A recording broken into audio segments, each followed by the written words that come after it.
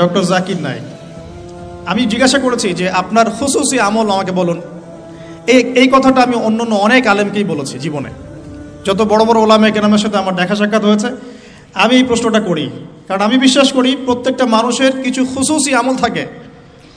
কেউ রোজা রাখে অনেক বেশি, কেউ নামাজ পড়ে অনেক বেশি, কেউ তেলাওয়াত করে অনেক বেশি, কেউ জিকির করে অনেক বেশি, কেউ পড়াশোনা করে অনেক বেশি। খুসুসি আমল যেটা আল্লাহ রাব্বুল আলামিনের কাছে পৌঁছে যায়, এর ওসিলায় আল্লাহ পাক তাকে মর্যাদা দান করেন। খুসুসি আমল আছে কিন্তু আমাদের নবী সাল্লাল্লাহু আলাইহি ওয়াসাল্লামের খুসুসি আমল বলুন দেখি।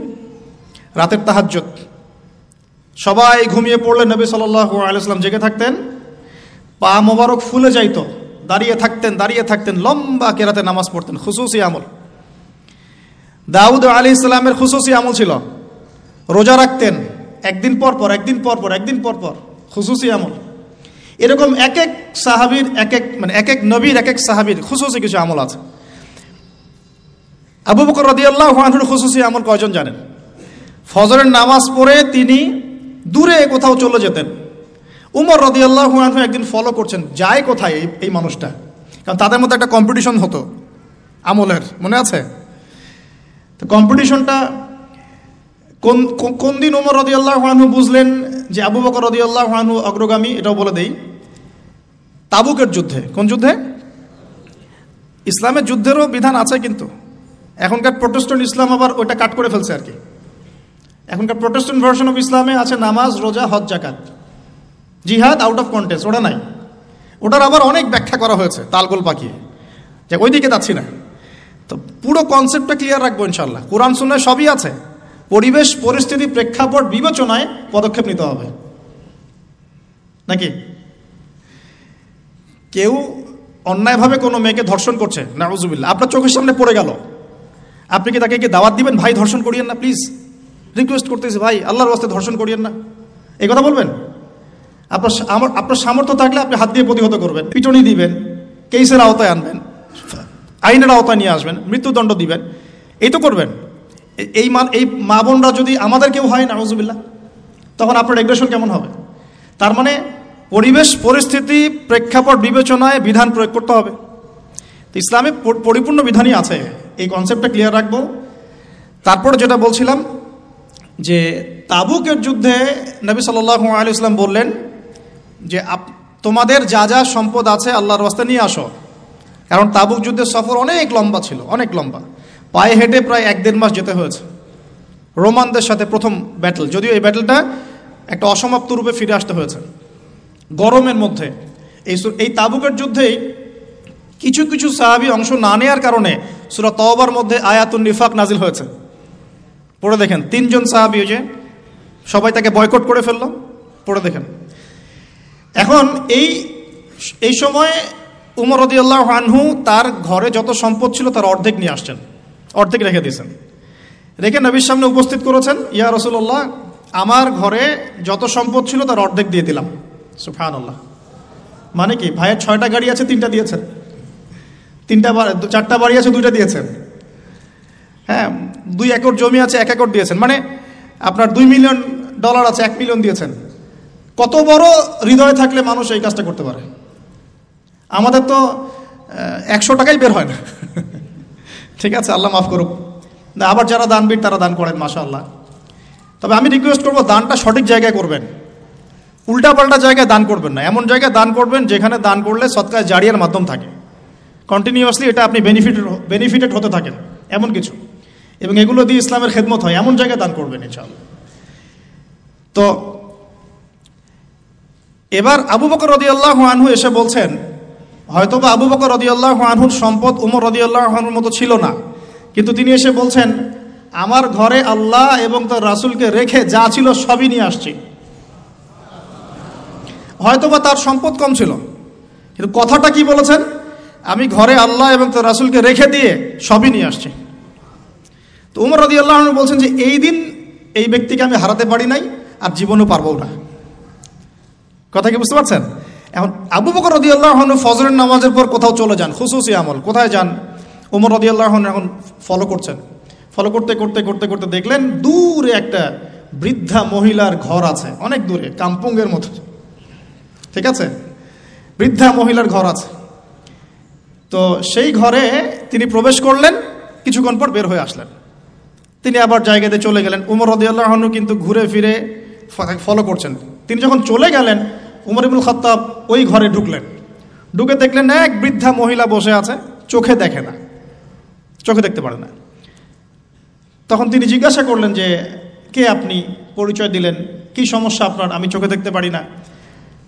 এই যে ব্যক্তি একটু আগে আপনার ঘরে এসেছিল সে কি করলো, কেন আসে প্রতিদিন, ইনভেস্টিগেট করছেন। তখন ওই বৃদ্ধা বলছেন এক ব্যক্তি আসে প্রতিদিন ফজরের পরে, এসে আমার ঘরের কাজকর্ম করে দিয়ে যায়। আমি চোখে দেখতে পারি না, তো ঘরের কাজকর্মগুলো করে দিয়ে চলে যায়। আমি জানি না সে ব্যক্তিকে, আল্লাহ তার ভালো করুক। উমর রাদিয়াল্লাহু আনহু তখন চোখ দিয়ে দরদর করে পানি পড়তে লাগলো আর বলতে লাগলেন যে হে মুসলিম জাহানের খলিফা, আপনি পরবর্তী খলিফাদের জন্য রাস্তা কতই না কঠিন করে দিলেন। আসলে এই শিক্ষাগুলো তাদের মধ্যে ছিল বলেই তো সমাজটা অমন ছিল। দেখুন কোন মানুষদেরকে নিয়ে আমরা সমাজ চালাবো। আমরা যদি এই যুগের আবু বকর, ওমর, ওসমান, আলী হতে না পারি, তাহলে এই যুগেও ইসলামী খেলাফা কায়েম হবে না। আগে মানুষ লাগবে তো ওই রকম। আমরা সবসময় দেখা যায় উপরের লেভেলে গালিগালাজ করতে বেশি পছন্দ করি।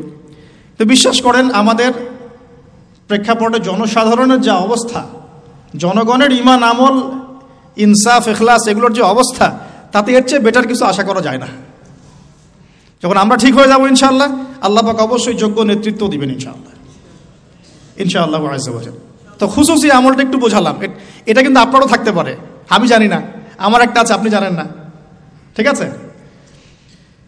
তো এখন আমি জিজ্ঞাসা করলাম যে স্যার আপনার খুশুসি আমল বলুন, কিছু এমন কিছু খুশুসি আমল যেটার ওসিলায় হয়তো আল্লাহ পাক আপনাকে এই মাকাম এনেছেন বলে আপনি মনে করেন, ইউ থিঙ্ক সো।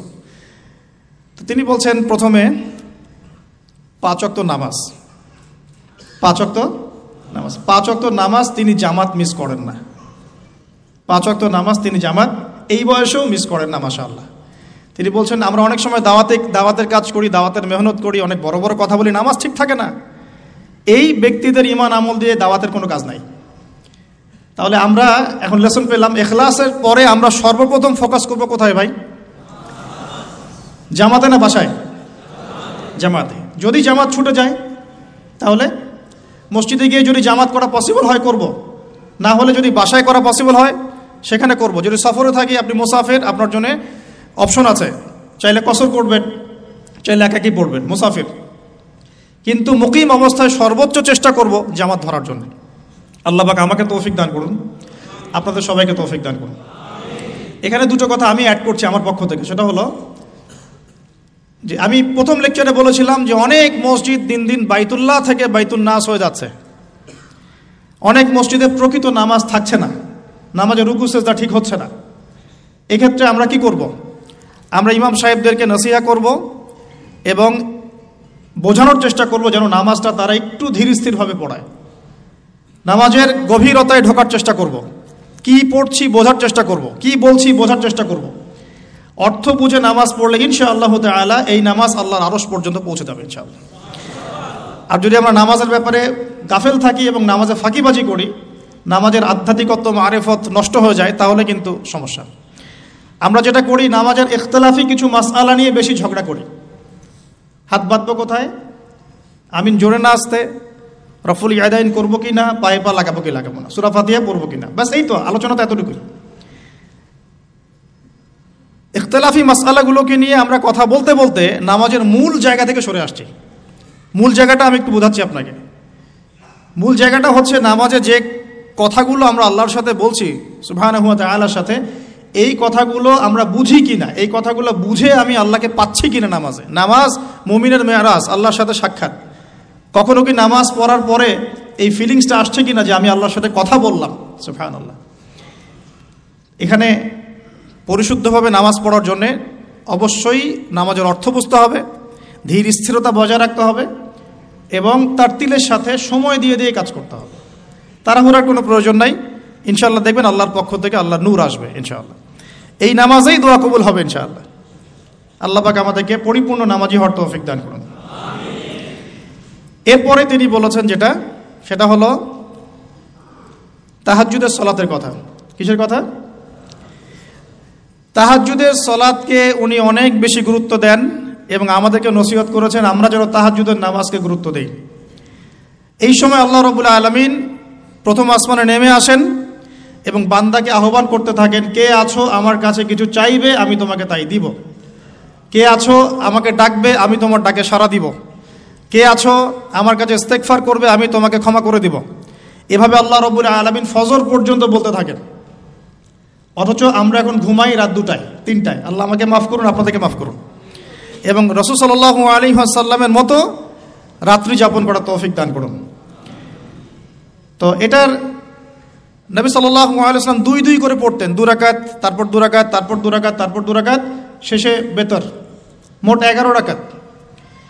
আমরা চেষ্টা করব যদি ছোট সূরা জানি সূরাগুলোকে বারবার রিপিট করার। যদি বড় সূরা কেরাতে পড়তে পারি মাশাআল্লাহ আরো ভালো। রুকুটাকে লম্বা করার, সেজদাকে লম্বা করার এবং সিজদায় গিয়ে বেশি বেশি দোয়া করার।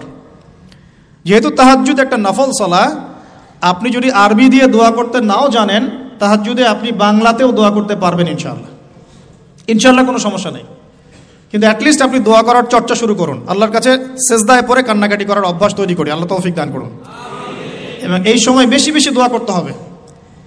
আমি এই কথাটা শুধু তার কাছেই প্রথম শুনিনি, এর আগে আরও অনেক বড় বড় আলেমরা এই কথাটাই বলেছেন যে তাহাজ্জুদ গোজার হতে হবে। আল্লাহ পাক আমাকে তাহাজ্জুদ গোজার হওয়ার তৌফিক এনায়েত করুন, আপনাদের সবাইকে তৌফিক দান করুন। পয়েন্টস একটু বেশি, এই জন্য আমি শর্ট করছি, কারণ একটা পয়েন্টস নিয়ে অনেক লম্বা কথা বলা যায়, অনেকগুলো পয়েন্টস আছে। এরপরে তিনি যেটা বলেছেন সেটা হলো প্রতিটা কাজে সুন্নাতকে অনুসরণ করা। প্রতিটা কাজে সুন্নাতকে অনুসরণ করা। ঘুমাবো, সুন্নত নাই? ঘুমানোর সুন্নত কানে হেডফোন দিয়ে গান শুনতে শুনতে ঘুমাবো, এখনকার সুন্নত নাকি? একটু টিভি দেখে, ইউটিউব দেখে রিল্যাক্স, মাশাআল্লাহ, আস্তাগফিরুল্লাহ। ঘুমানোর সুন্নাহ কি? সম্ভব হলে একটু ওযু করে নেয়া। আচ্ছা, তারপরে সূরা ফালাক, সূরা নাস, ইখলাস পড়া, হাত দুটো একত্রিত করে ফু দিয়ে এভাবে পুরো গা মাসাহ করা। এই কাজটা আরও 2 বার করা, মানে ইন টোটাল 3 বার করা। এরপর সূরা কাফিরুন পড়া। ঘুমানোর সময় যে সূরা কাফিরুন পড়ে তাকে আল্লাহ পাক শিরক থেকে মুক্ত রাখবেন ইনশাআল্লাহ। আর শিরকের গুনাহ কিন্তু আল্লাহ মাফ করেন না। এই গুনাহ ছাড়া যে কোনো গুনাহ আল্লাহ পাক যাকে ইচ্ছা মাফ করতে পারেন, তওবা করলে সেটা আলাদা বিষয়। আর সূরা বাকারার শেষের 3টা আয়াত পড়া। নবী সাল্লাল্লাহু আলাইহি ওয়াসাল্লাম বলেছেন সূরা বাকারার শেষের 3 আয়াত রাত্রেবেলা পড়লে সারা রাত ইবাদতের নেকি পাওয়া যায়। এখানে একটা কথা বলে নিই, যদি ঘুমাতে একটু দেরিও হয়ে যায়, 12টা বেজে গেছে মনে করেন, ওযু করে 2 রাকাত নামাজ পড়ে ঘুমিয়ে যান, ইনশাআল্লাহ আপনি রাতের বেলা দাঁড়িয়ে থাকার নেকিটা পাবেন, কিয়ামুল লাইলের নেকি পাবেন ইনশাআল্লাহ। জরুরি না যে একদম আপনাকে প্রথমে ঘুমিয়ে শেষে উঠে আবার এই প্র্যাকটিসটা প্রতিদিন করতে হবে। অনেকে হয়তো পারবে না, অনেকে জব করে, অনেকের অনেক সমস্যা থাকতে পারে, অনেকে রাত্রে কাজ করে। তো দেরি হয়ে গেলে ঘুমানোর ক্ষেত্রে অ্যাটলিস্ট 2-4 রাকাত নামাজ পড়ে তারপর ঘুমিয়ে যান। পারলে আপনার স্ত্রীকে পিছনে নেন, আপনার বাচ্চাকে ডান পাশে নেন, যে জেগে আছে ওই ভাইকে পিছনে নেন, জামাত হয়ে যাবে। এই চর্চাগুলো না হলে আসলে সমাজ পরিবর্তন হবে না, পরিবারই পরিবর্তন হবে না, সমাজ তো পরের কথা। আর আমল এভাবে না বাড়ালে আমরা এই যুগের আবু বকর ওমর হতে পারবো না। আর এই যুগের আবু বকর ওমর হতে না পারলে